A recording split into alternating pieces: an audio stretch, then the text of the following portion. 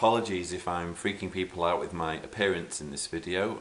You'll see in other videos I've had a beard, I've obviously shaved it. I do tend to fluctuate quite a bit with my appearance, so some weeks I have a beard, some weeks I don't.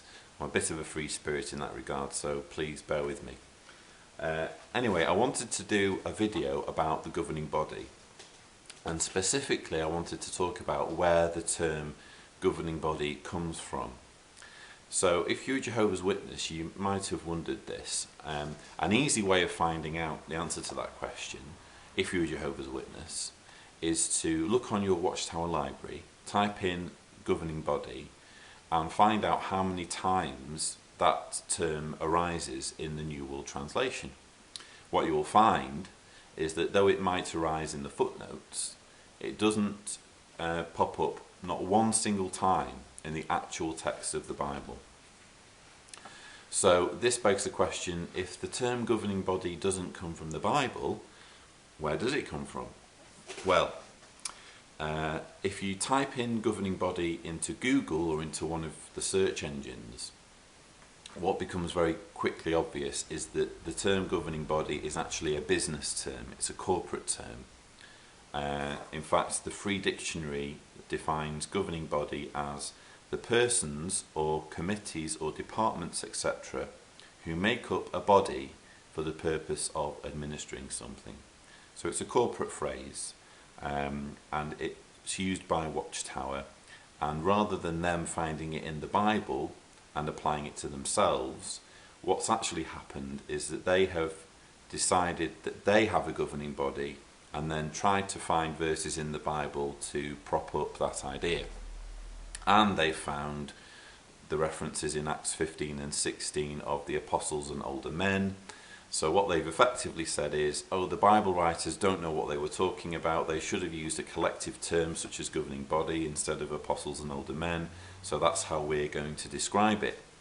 But obviously the Bible writers were perfectly capable of coming up with any term, any collective term, if they wanted to describe the apostles and older men in that way. Instead, it was a one-off arrangement. There was an issue surrounding circumcision that needed to be debated. The apostles decided to debate the issue together with the older men in Acts 15 and 16. There's no record anywhere else in the Greek scriptures of them doing this, and yet the governing body insists on saying no, from that point onwards there was a governing body. So read into that what you will. But having noticed that governing body is a corporate term, which it is, we then need to ask, well, when did it start being used by the Watchtower Society? Well, there's an interesting Watchtower article. It's actually the December 15th article, 1971, page 755. And the article is called "A Governing Body as Different from a Legal Corporation." Now, if you're at all interested in researching this subject, I would suggest you look up this article and read it in its entirety. It's quite a long article, but if you don't know much about how the governing body began in its incarnation, as it were, that's the article that will tell you how it began. Okay, but in that article, it actually says, in the year 1944, the Watchtower magazine began to speak about the governing body of the Christian congregation. So think about that. 1944, in Watchtower literature, we start to see the phrase governing body popping up. Okay, this is nearly 3 decades after the death of Charles Taze Russell, who died in 1916, and only 2 years after the death of Joseph Rutherford do the Watchtower Society start to coin the term governing body.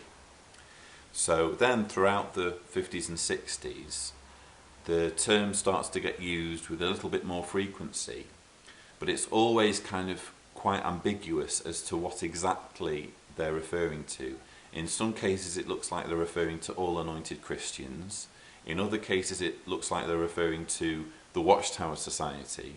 In other cases it looks like they're referring to the board of directors of the Watchtower Society. It's always a little bit ambiguous as to what precisely they mean by the governing body. And just to emphasise how how absent this term was in the early years, I want to show you a brief clip from a film, a 1954 film called The New World Society in Action. And we join the film at a point where a young man is taking an elevator up to Nathan Knorr's office, and just see for yourself how the leadership of the Watchtower Society is portrayed. Taking an elevator to Bethel's 10th floor, we see the president's office, where matters of worldwide importance in gospel preaching activity are handled. At his desk, the Society's president, Brother Knorr, gives his secretary, Brother Henschel, some dictaphone recordings with letters of Christian instruction for the Society's branches. Brother Knorr makes a call, and Brother Henschel, also a director of the Watchtower Society, passes the records to the brother who will type them. All work in harmony and unity, for everyone here is concerned with the advancement of praise to Jehovah's name.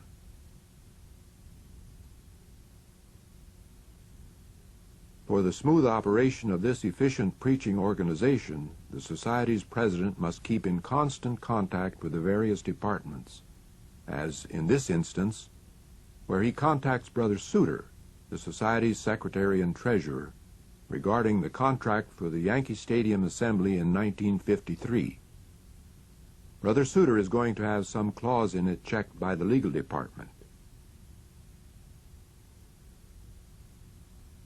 Brother Reamer, another Society director, is here countersigning the checks that pay for supplies.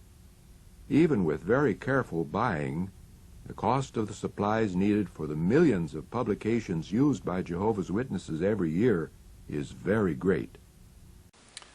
So hopefully it's obvious just from watching that brief clip that there was one man in charge back in the 50s, and that was Nathan Knorr. He would make the decisions and he would pass them on to whoever to make sure things got done. It was the same case with Charles Taze Russell, and it was the same case with Joseph Rutherford.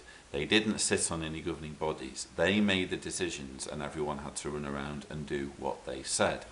In fact, if you watch the whole film, it's about an hour and 15 minutes long, including the commentary. And what you will notice is that not once in this film is the term governing body used. Instead, you will hear, oh, such and such is on the board of directors, but there is never any indication whatsoever that they share equal power with President Knorr. Rather, as you've just seen, President Knorr made the decisions and everyone had to run around after him. But obviously all of that changed, and I would refer you back to the December 15th, 1971 article that I referred to earlier, because what that shows is that in 1971 it was realised that the board of directors of the Watchtower Society needed to be recognised as being separate from the religious leadership. In other words, the board of directors could be voted on or off by the membership of the society, and what they didn't want was a situation where someone who was in charge of running the society could just be voted on or off. They didn't want it to be kind of a thing that could be a democratic situation. They wanted there to be a core nucleus of religious leaders who were completely insulated from any kind of voting or anything like that. So what they said was, well, we're going to have a governing body, and the governing body decides for itself who is on that governing body, and they're going to make the religious leadership decisions, just as was the case in the first century, and the Watchtower Society will be a tool, an instrument that governing body can use. So that's what happened in 1971, and it wasn't until 1976 that governing body started to act in the way that we're familiar with today, because even until 1976 President Knorr held on to a lot of those powers, and finally it was decided that these powers that he held needed to be distributed between different committees of the governing body, and he did not like that idea. If anybody thinks that it was a seamless transition into governing body committees, then they don't know their history.